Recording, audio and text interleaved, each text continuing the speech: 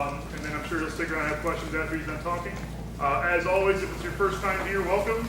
And Hollywood in the bright orange shirt will be getting tours after the speech. If you are here for the first time also, and you are parked next door to the Planet Sub here, we recommend you don't park there. One, there's not a lot of spaces and it blocks off their business. The official parking is in the garage right here, across the way.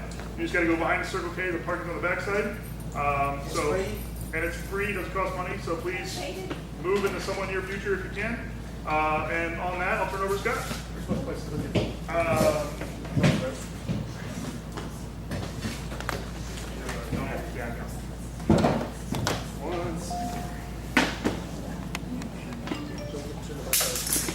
So whichever one you have, you should work right here.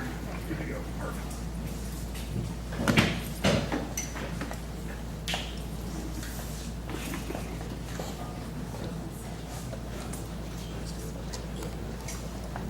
Thanks all you guys for sticking around. I know it's July 3rd. I don't know how many people's mind is on work. We're just getting out of here for a couple of days. Let's see, do you want these? Yeah, that's fine. Just 1 second. So I wanted to kind of, and I'll turn my mic on here in a second if you all want me to turn that on. Does that help with video, having the mic on? I'll do that.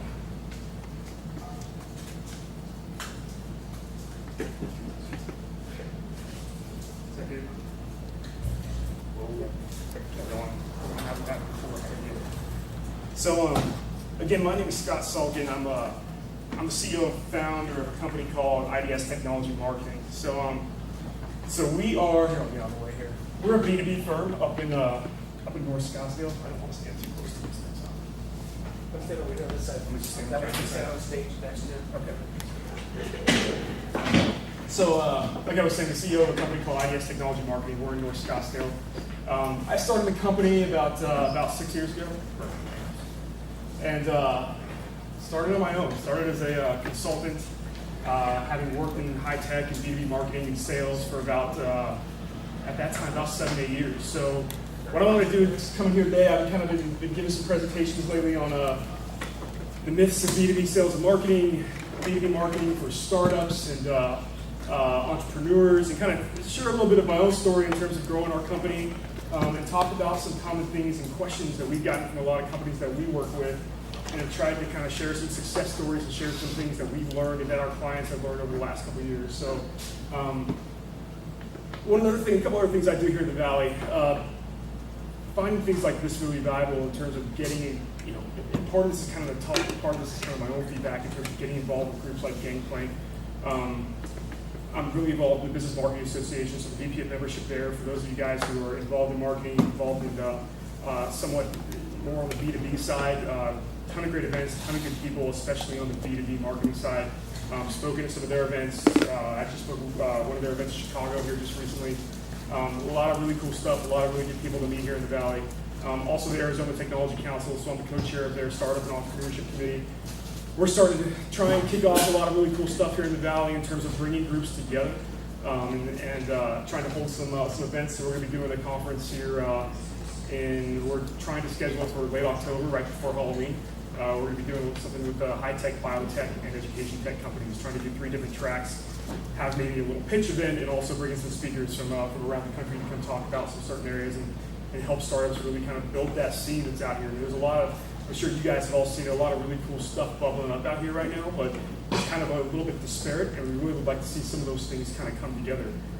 Groups like Gangplank, groups like the Tech Council, the cool stuff going on downtown, down by Washington Street, and what's happening in terms of seed spots and the other groups. So bringing a lot of those different types of things together. But like I said, today we'll focus on our startup sales and marketing and a lot of topics that we've dealt with our clients. So kind of controls from here. So give a quick little overview of myself. Again, kind of my background is a little bit more on the sales side. So I started a marketing firm, really having never worked for a marketing firm. Before that, I actually started my career in nonprofit. So working with a group called the San Diego Regional Technology Alliance. And what we did there was 2 things. We helped set up startups with mostly in the biotech and pharma space with venture capital and also with angel funding. So help them develop their business plans, their go-to-market strategies in terms of how they would go out there and pitch. And really the focus was building companies to build the economy in San Diego. So the second part of the company then was also, we had a community development program. And back in 2001 was, we did a study of the digital divide in San Diego. And that was one of the first studies done in Southern California and in the West Coast, really the whole West Coast region, of what was the impact of people who had access to technology versus those who didn't. And we came up with, really some really interesting statistics, and it really showed the divide in what was there between people who had access to, at that time, 2001, it was who had access to high-speed internet, who had access to Cat 5, I mean, who had access to be able to find the tools and the resources and things to go find information, learn, and use technology to further their own education and their careers. So those who had access to that stuff had a completely different life path and career path versus those who didn't. So out of that, we created this program called Digital Connections, which is to go put communities, go put computer labs and do a train-the-trainer model for nonprofits in underprivileged areas across San Diego. So that was kind of my first realm into working with startups and working with small businesses and even nonprofits. And a lot of nonprofits you look at, they've got a lot of the same problems that startups do, is that not a lot of headcount, not a lot of budget to add headcount, not a lot of budget to really get a lot of things done, and they're working with small teams to try and build something really cool and really special. So we were able to do that. The company eventually got absorbed by UCSD and UCSD Connect, which is still a big program out in San Diego. And that was a really great accomplishment for us and us as a group. And so from there, just kind of, and I tell this story because it has to go a lot in terms of what I do now, in terms of our own business and kind of a lot of the things that we're trying to do with our company. So from the RTA, the Regional Technology Alliance, I moved on to Cisco Systems. So at Cisco, I was actually an account manager. So I worked selling routers and switches, and at that time, IP telephony and wireless and all those kinds of things to companies around Phoenix. So I went through a year training program out in North Carolina, and they threw me out here and said, okay, here's a phone book, and go start prospecting and selling. And that's when you started doing it. But I always kind of had that creative side of me. A lot of that came from the nonprofit start that I got, which is where jack of all trades. And I'm sure a lot of you guys kind of know that feeling. You're doing everything. You're writing copy, you're developing code, you're doing your graphic design, you're using resources around you, you're trying to soak up like a sponge all the people and all the knowledge that they have around you so you can learn from that. That was some of the most valuable stuff that I got. So I took a lot of that and put it into my sales career. And instead of waiting on marketing to get stuff done for me, because for those of us who work in a corporate environment, you kind of know that can be a pain in the ass. Because marketing just doesn't get stuff done for you a lot of times because of that misalignment.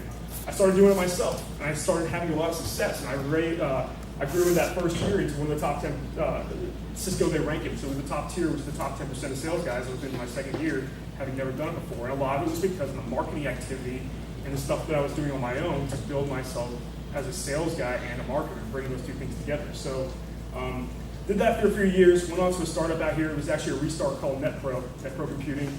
They built Active Directory software. We grew that from about I took over product marketing over there. We grew from about a 6-product company with maybe about $7 million, $8 million of revenue to 13 products and $35 million of sold to Quest software. Quest then got acquired just recently by Dell, and now it's Dell software. But the thing that I saw during that whole time working with all these companies and being in corporate and working with some startups and being a nonprofit was that there really wasn't kind of this opportunity for companies to actually go out there and market themselves and work with agencies who really understood them from a technology perspective. So we had trouble finding that. And then after both of these companies, I had hired agencies and I'd worked with agencies and, what's the karma of working with an agency? Not the karma, but what's everyone's thought of working with agencies, that's expensive. And the karma of that is that you spend a lot of money, you don't get much in return. So ROI was always the biggest thing for me, return on investment. But a lot of them came in and, I always say, they pitched us the fluff. And there's a lot of fluffy stuff. Let's redo your logo. Let's make your website look great. Let's add some cool flash at that time. It was all kinds of just stuff that made us look really, really cool. I mean, we had this, at NetPro, we had this website that had lightning bolts on it, and it popped up these, issues that were happening with servers all over the country. And hey, if your Active Directory is going down, you can't afford it. You need to be tracking every change. But there was no lead generation happening. So there was no way that it was time back to sales. So here we went, and we spent $60,000, $70,000 on this website and all these new marketing materials, this cool new logo. And we look back at it, 6, 9 months later, and we're like, where are the leads? And our sales guys didn't give a crap about looking cool because they were still trying to hit their number. They had their nut they had to hit every month, and it wasn't helping them really much at all. So from a marketing perspective, they started looking at us, and marketing, what did they start to look at it as? A cost center. So marketing is a cost center. So with that goal and that kind of thought process in mind, I wanted to start my own company, IDS, as something that really focused a lot on sales and on what's happening from the sales perspective with companies and how are they driving revenue. And so we work a lot with some of the big companies that are out there, Fortune 100s. Everyone here in town works with Avnet, so we work with Avnet.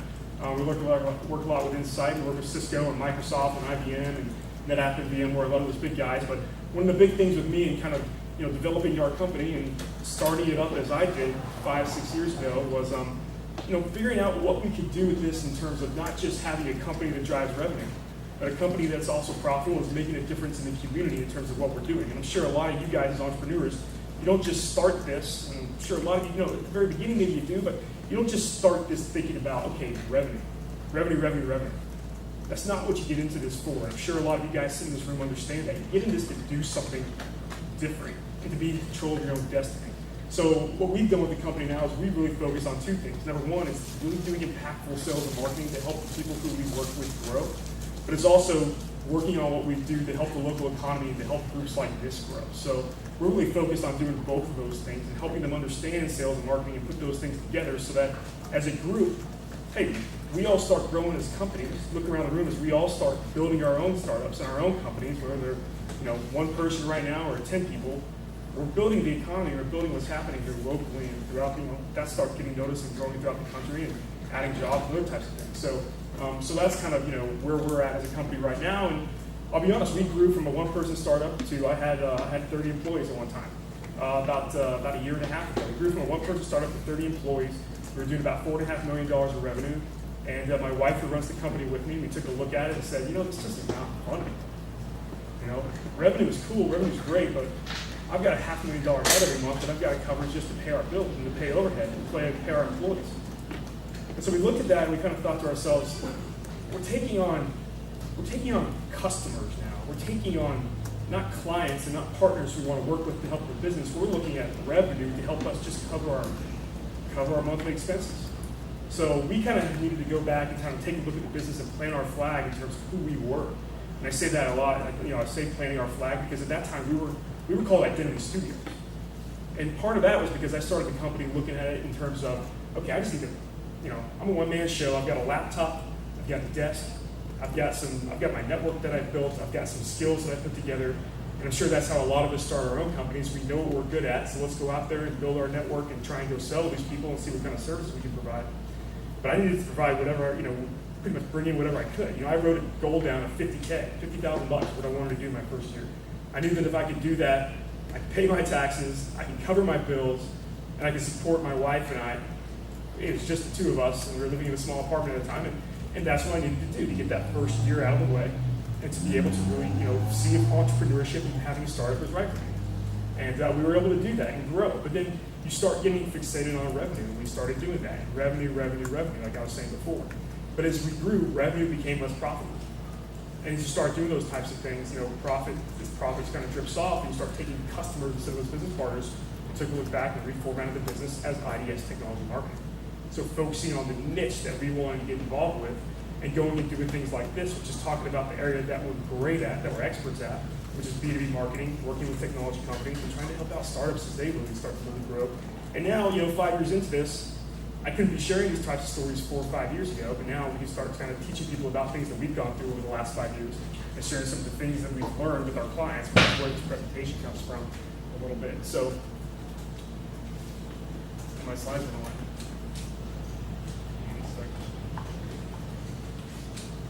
So as I replug this back, let me see. The other thing, I kind of wanted to do is, give you guys an opportunity as we're going through this to ask questions. Try and engage if you want to. I'll go through this. I tend to talk and get off on some tangents, so y'all slow me down if you guys need to. This slide right here, which I've had up for a few minutes, this is one of the biggest things that kind of RMO is built off of. So if you look at this, and there have been some different statistics over the last year or so from Jay Baer and from Sirius Consulting and from some other groups out there, but it says that 70% of the buying process these days is 100% complete. It's done before a customer ever engages with the salesperson. So that means if you guys are building products, and you guys are going out there to try and sell it, trying to engage new customers, that means that by the time you engage these guys, they pretty much already know what they want. They've been doing the research and they've been looking at and they've been working on this stuff. So what that says is that 0 to 70% is really the job of marketing and thought leadership to go and drive that sales process. But then you've got that line that at 71% to the time a deal closes, and that's way more about sales and marketing. So you really look at these types of things and you see where the kind of a line can be drawn. Now marketing is still working on the side, like I said, but the activities that they're doing here and the collateral and the sales enablement and the value they're providing to be able to close the deal should be a lot different than that 0 to 70%, which is these days looking more towards social media and content development and inbound marketing and SEO and everything that you think of that are kind of the key trendy words that are happening these days and things that they're trendy because they're important. But there's a big difference there between what's happening in sales and marketing throughout those two different places. And a lot of this has happened because of what's happened these last few years with social media and with mobile. So on the first miss we cover, we get this question all the time. Okay, social media. We see it in B2C all the time. We see people popping up that all of a sudden get famous, and you hear about, hey, how do we create a viral video? Let's do something funny and put it out on YouTube and see if we can get a lot of clicks. Come on, that's not the kind of thing that we want to start pushing and that we're really kind of trying to focus on. But the myth number one is that social media is for B2C only. And I like to start off by showing the slide. Back in 2007, a lot of things were starting to turn. So 2007, it's hard to believe 6 years ago, that's when the iPhone first came out. That's when we started seeing our first, really, what we call smartphones. So the iPhone came out. Twitter really started to pick up. The first tweets were sent, I think, in late 2006, early 2007. LinkedIn was around, but they had probably about, a couple million users.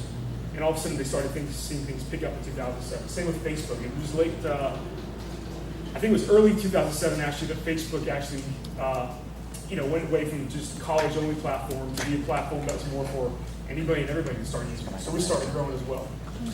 But then, late 2007, November, all of a sudden, the economy crashed.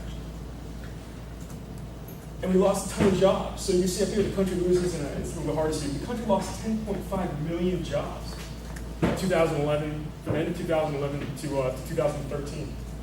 Our stock market lost $11.2 trillion. Companies started seeing their value and their market capital go down a ton. So what happened during these times is, we all know, one of the biggest stories that's still plaguing the country is that a lot of jobs started getting lost. And a lot of those jobs, going back to thinking about marketing as a cost center, a lot of those jobs were in marketing. So a lot of people started losing their jobs. Why does this new technology start to come out? Why is this stuff that was changing the way we communicate and the way we engage with each other, that will change it forever? It's never going back. All this stuff started growing. So you had this big leap in technology and in social media and in smartphones and everything else. At the same time, you had this gap that was being created because companies didn't know how to use it. We were starting to engage each other on a non-social level, but how do we start using this stuff for our companies? And a lot of them are still asking those questions and are still trying to get engaged and learn from this stuff. And it's just now starting to turn around where we're starting to develop best practices and doing things in certain ways that we're starting to share stories of success. So a couple years later, 5, 6 years later, the social media platform and the social media scene is crazy. I was reading a story today. I forgot what the social network was, but the founders sold it in, and I think it was 2008. They sold the company to AOL for $850 million. Which one was it? Vivo, yeah. Did you hear what they bought it for? Yeah. They just bought it back for $1 million. They sold it to AOL for $850 million. So the social media world has kind of exploded with all these different platforms and all these different things going on, not just here in the US, but globally. So you've got all these new social media platforms, and then on the other side of things, you've got what used to be one of us, or a couple people with smartphones. Everybody's got it. We've all got our smartphones. People who can't afford to pay their bills have a smartphone. So it's taken over the world and it has changed the way we communicate. It's never going to change back. So how do we start utilizing that for driving business, driving revenue, and doing different things in our world? So the other problem is, and I'm going to make this, we're all freaking squirrels, man. Somebody yells squirrel, and we look around and we have no capacity for attention. So there was a study done by UC Berkeley about 2 months ago, that said that the average time we have to work, who thinks they know the average time that we have to consistently work on a project before we get interrupted? Anybody want to take a guess? 7 minutes. 7 minutes? It's actually a little bit longer. They said it was 11 minutes. At Gangplank? Yeah, 7 minutes. 2.5 minutes, yeah. So they did this study, it was 11 minutes. So think about that. Everything that we're trying to get done, we're interrupted usually every 11 minutes. It's usually, and they say that for the generation, Generation C, which is the new generation that's coming up and just starting to get jobs and graduating from college, being out there, it's even shorter than that. I think they said it was about 7 minutes for Generation C. Because, I go into a meeting now, and you probably walk into a meeting, and everyone's got their phone, or they've got their cell phone vibrating, or they're getting an email, or they're getting called out for a client meeting, or something's happening all the time. So, while this is taken over, it's also impacted things that are putting just to get work done. So, going back to that myth of B2C and B2B marketing, they said in 2007, again going back, only 15% of B2B marketers said they were using social media. But you look at that today, 2012, so last year, a study done by Ogilvy, that same group, 91% of B2B marketers now use social media. So think about that difference in how these people are starting to use social, whether it be for content marketing, whether it be to engage with customers, engage with prospects. The reason they are doing this, a lot of it is because social media, it's about buyers. And buyers, what we were going back to before, if we look at that 0 to 70% in the sales cycle, which is what a lot of us are spending the majority of our time with, attracting new customers and prospects and getting our information out there.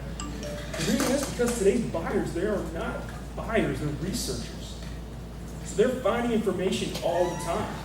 And 78% of them say that digital and word of mouth is the most trusted source they have to go find information on what they're looking to buy.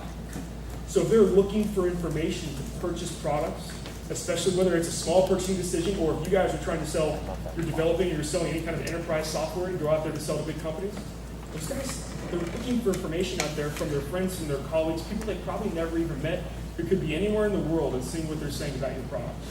And if they've heard of you, and if they've ever used it. So you've got to think about what's getting out there.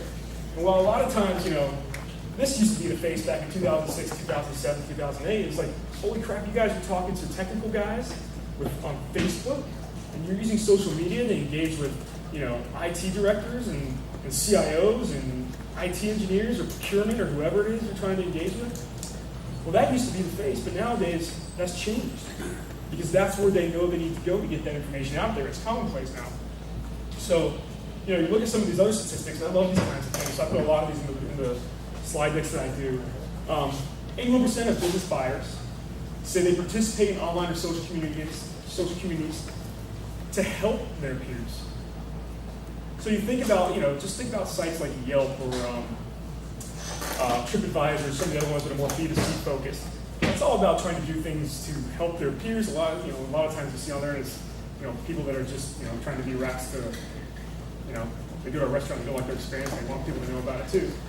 But that's another important point. That, as much as they're trying to help their peers, it's up to the companies and up to you guys to go back out there and listen and hear what's being said about you and your competition, about everything else that's happening in the market. But also 37% of buyers, they use social for perspective to help them make purchasing decisions. So people are giving information and people are looking at information to help them figure out what they want to buy. And these are all statistics from 2012, 2013, so things that are going on right now.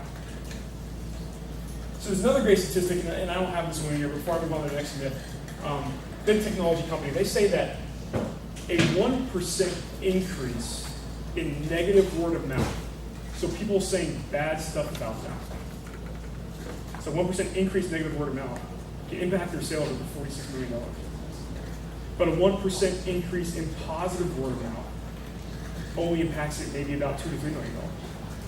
So the thing for them is to get out there and actually listen to what's happening in the market, react and respond, and figure out what they can say and then how they can get that message out there. Because they have ways to measure it now and how it's actually impacting them. So myth number 2, we're asked about this all the time, branding and lead gen. So is branding really important to my lead generation? How does it impact my pipeline, my leads? What I'm doing to actually help me grow revenue? And a lot of times they're asking me this question in terms of, do I need to work on my website? Do I need a new logo? The my value prop? Is it effective? You know, do I have an elevator pitch? And, you know, they're asking us these questions, and it's, you know, they're not thinking about it from the sales or revenue perspective. And a lot of times we go to companies and say, you know what, your logo right now is fine. Your website, let's add some calls to action. Maybe add some landing pages. Let's optimize it a little bit in terms of some of the keywords that you're trying to get people to search for you on. Let's increase the conversion rate and do things like that. But what they're trying to think of, we're trying to help them think of, is the fact of, you know, think about when you're on the phone, even making a cold call. So does anybody in here ever do any cold calling? You do? Okay. A couple of you guys do.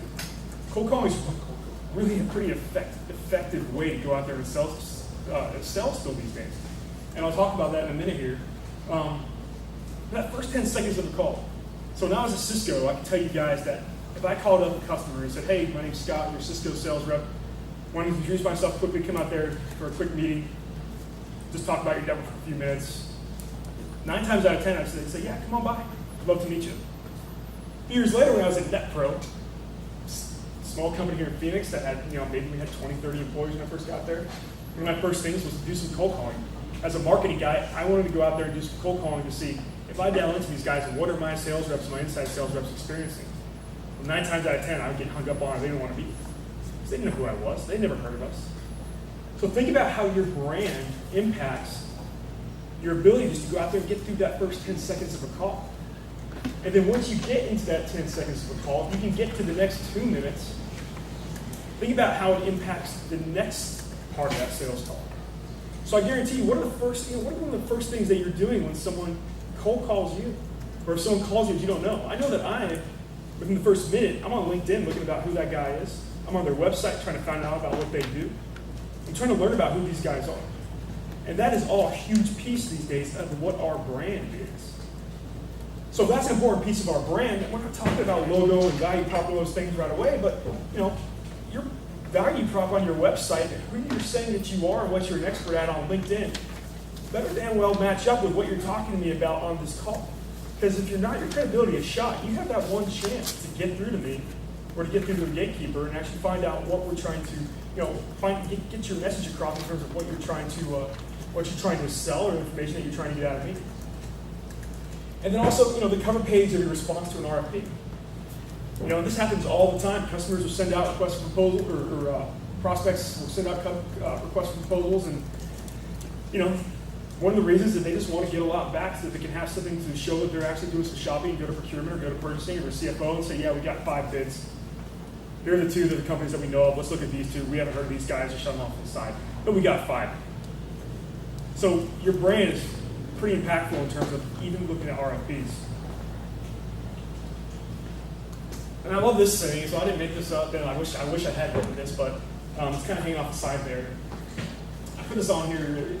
It's a great piece of knowledge. It's B2B and sales and lead generation these days. They're no longer simply about the relationship between prospects and sales reps, which, you know, 7 years ago, yeah, it was. 7 years ago, it was about, hey, who can I take out to lunch today? You know, what does my customer think about me? And if I leave to go to another company, how many of those guys can I take with me in my BlackBerry or in my Trail at the time? So how many of those guys can we take with us? It's not about that anymore. Today it's about the brand assets that your company has. It's about thought leadership. It's about emotions. It's about turning prospects and customers into brand advocates because you want to convert them into, you know, not just a customer, but it's your job to keep working with them through that customer life cycle and through that sales pipeline. It doesn't end when they turn into a customer. It's got to keep on going. So those things are built on the access that they're getting to the information about you is kind of cut off down there. But you know, a lot of it is about social media, the web, and mobile, and how you utilize a lot of these tools to go out there and keep these communications going.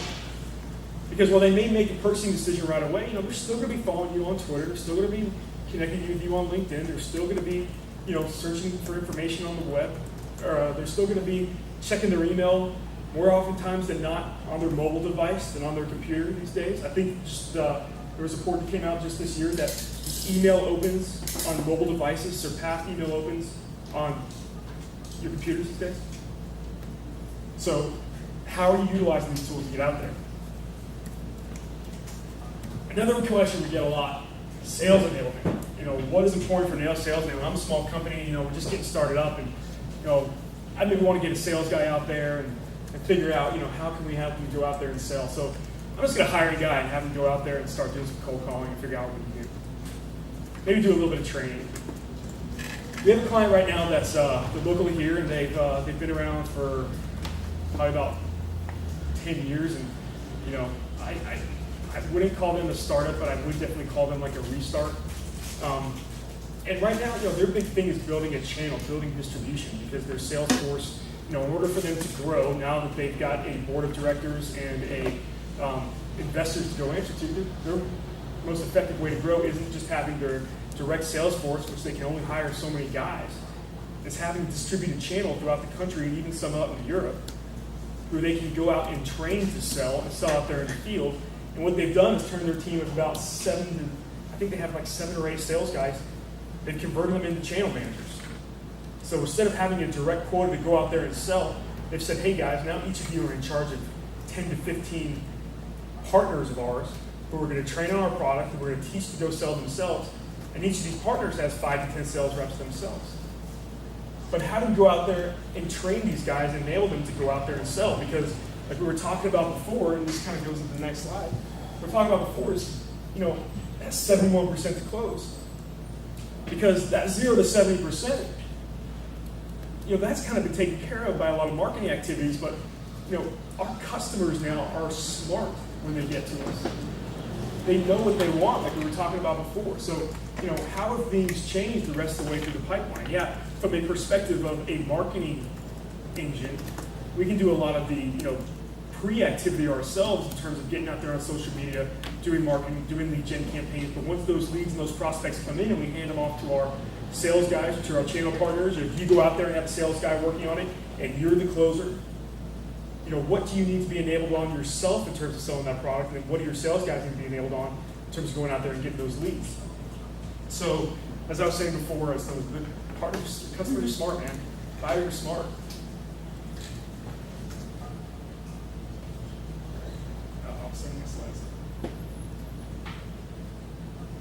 I love this slide in terms of, buyers and sales reps.